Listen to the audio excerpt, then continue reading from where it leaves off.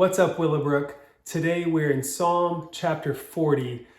And in our psalm today, especially verses 1 through 3, we read about David being in this really bad situation, right? This pit of despair and how God rescues him from this pit. Now, when I read this chapter, I think we have before us a really good example as to how we should respond when we fall in a pit of despair.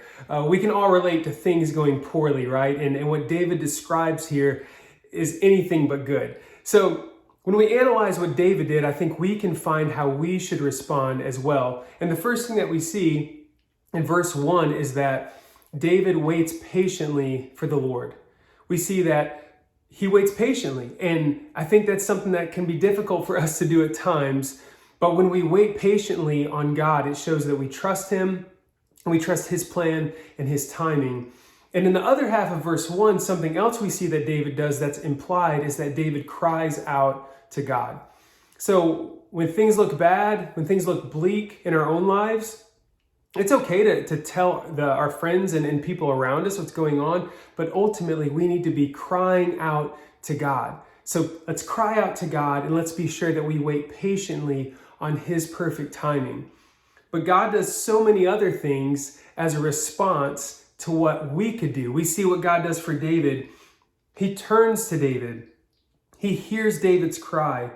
He lifts David out from this pit. He sets his feet on solid ground, and he puts a new song in David's mouth. And that's what he'll do for us. He'll put a new song in our mouths.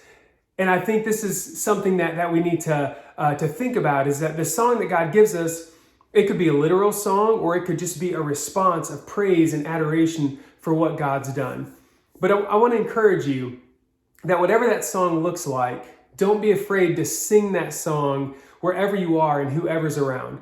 Because when God rescues us, he doesn't rescue us simply to save us, but he rescues us that others may come to know him as well. We see this in this chapter today. In verse 3, it says, "Many will see and fear the Lord and put their trust in him."